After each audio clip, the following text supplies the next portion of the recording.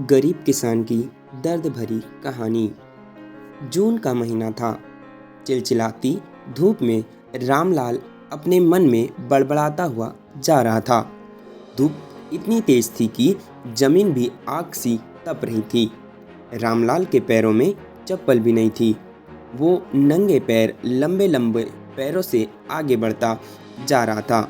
उसको अपनी नहीं बल्कि अपने खेतों की बहुत ज़्यादा फिक्र थी, क्योंकि जंगली सुअरों के झुंड खेतों में आते रहते थे और कुछ ही मिनटों में खेतों को तहस नहस करके चले जाते थे। रामलाल के खेत में इस साल तरबूजे की बहुत अच्छी फसल लगी थी, जिसे देखकर उसकी जान में जान आती थी।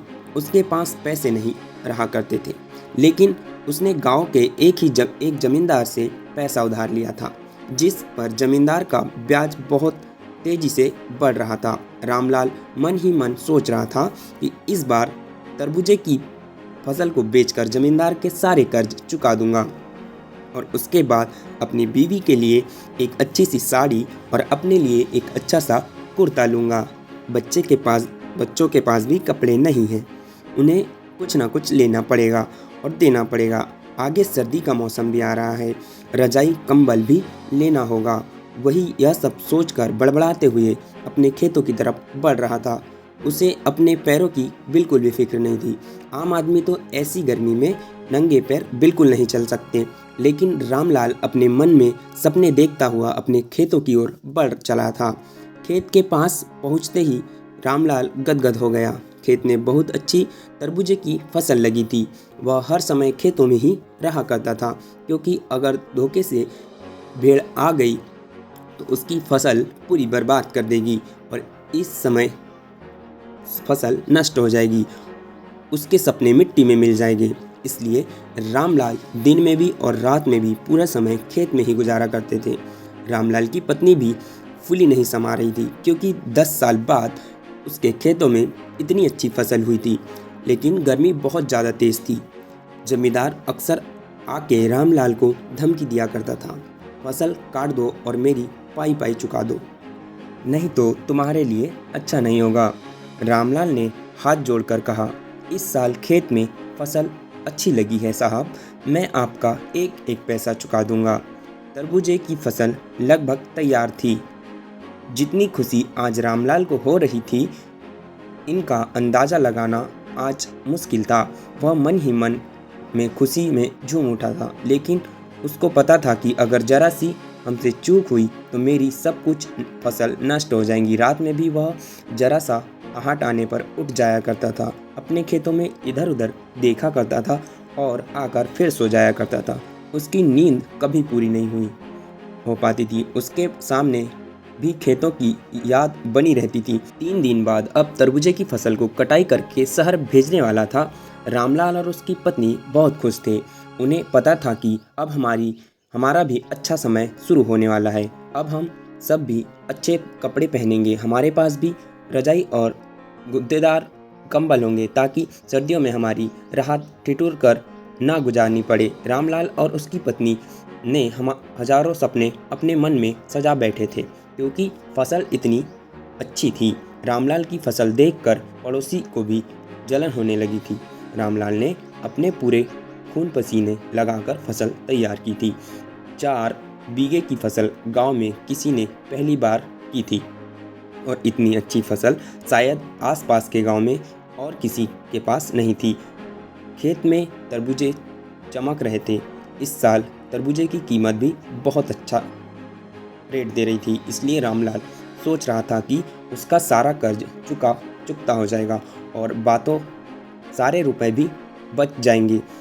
अगले दिन रामलाल सुबह जगा और हालांकि रात वह नहीं सो पाया।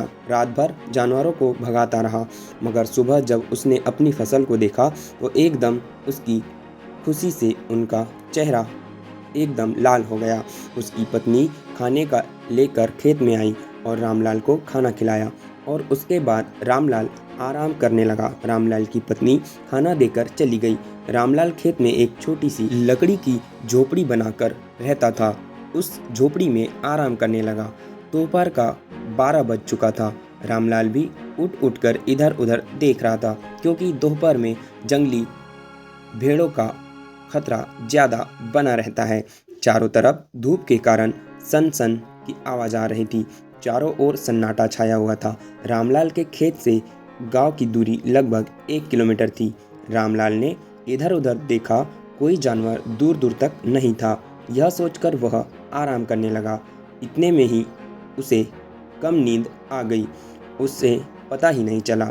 रामलाल को नींद आते ही एक भेड़ का बड़ा झुंड आया और उसके खेत में टूट पड़ा। रामलाल इतना थका हुआ था कि वह बहुत ही गहरी नींद में सोया हुआ।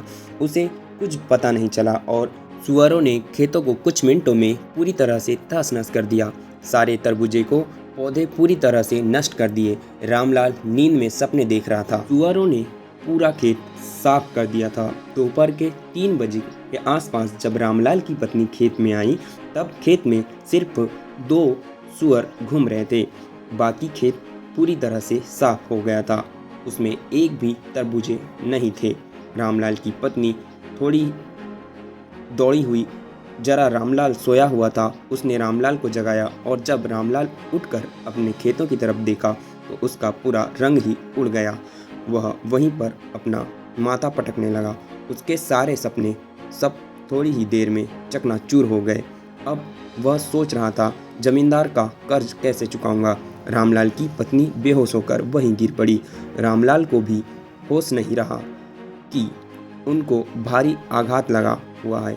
वह बहुत बड़ा आदमी बनने का सपना नहीं देख रहा था। वह सिर्फ अपना घर सुधारने के बारे में सोच रहा था, लेकिन अब उसके सारे सपने पूरी तरह से नष्ट हो चुके थे। रामलाल और उसकी पत्नी की आंखें खेत को देखकर पथरा सी हो गई थी। खेत में चर रहे 2 सुअर भी अब जा रहे थे। शायद उनका भी पेट भर गया था। खेत में ऐसा कुछ भी नहीं बचा था कि उससे जानवर भी खा सके। रामलाल ने आसमान की तरफ देखा और वहीं बेहोश होकर गिर गया। यह एक गरीब किसान की कहानी थी। आपको पसंद आई हो तो वीडियो को लाइक करें, चैनल को सब्सक्राइब करें ताकि इसी तरीके के वीडियो के नोटिफिकेशन आपको मिलते रहे।